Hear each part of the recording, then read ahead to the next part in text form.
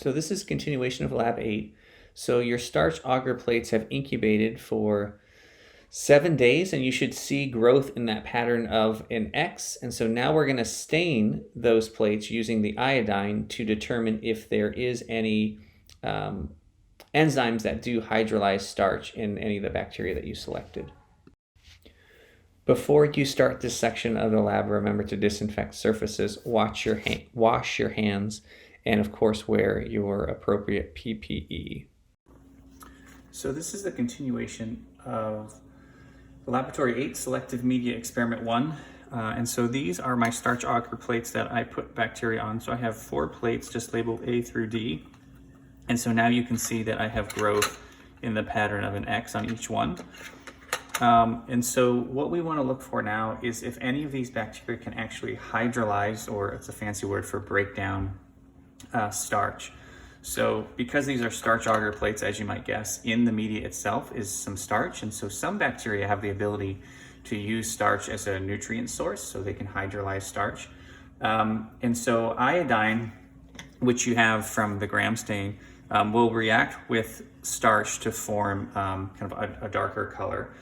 And so if the bacteria near where they're growing, so near this X, what you're going to be looking for is there a clear like halo surrounding these bacteria, which would indicate that the bacteria can actually indeed break down the starch. If they can't, then the color is going to be kind of uniform across. So we're not talking about the color of the bacteria, but we're talking about the color of the media right next to where the bacteria are growing. So the term we use is a halo, which indicates it's an area surrounding it.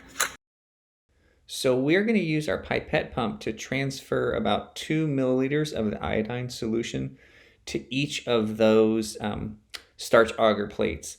And then that's going to sit for 10 minutes prior to evaluating if there's hydrolysis or not.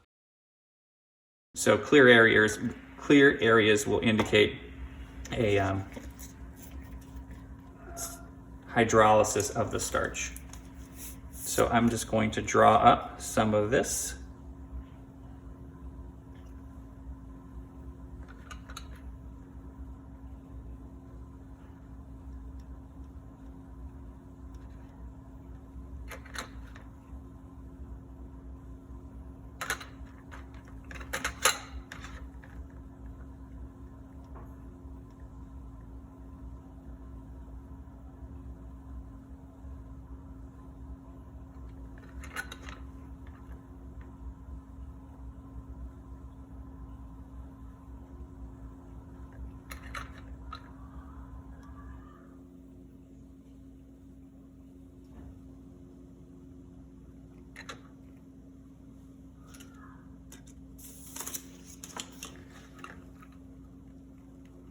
And I'm just going to move this around a little bit to get the starch to completely cover, the iodine to cover the surface of the starch agar so that we can see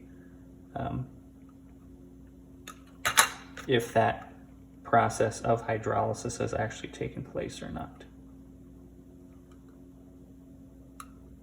So it takes a little bit of kind of wiggling it around a little bit to get coverage.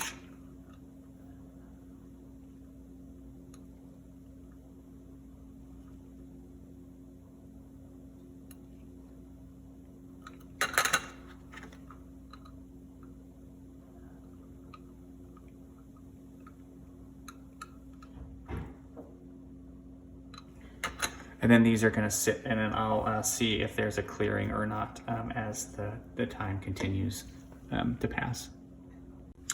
So I just wanted to show you a couple plates after the staining with the iodine has taken place. So this first plate, remember we made an X of the bacteria, and basically the iodine interacts with the starch to form a dark color. It almost turns to black. But our iodine is not staining as darkly, so I think the concentration of the grams iodine isn't enough to really get a great real dark color, but it illustrates what we need to see. So in this case, the staining is basically the same across the entire plate. But when you look at this one, you can see that X in that area where the bacteria are growing, the stain is not darkening like we would expect if there is starch there. And so these bacteria have an enzyme called amylase. that allows for the breakdown of starch. And so because that starch has been hydrolyzed there, the iodine isn't darkening like we would see in the other one. So this one has the amylase enzyme, this one lacks it, and so that was the point of this experiment.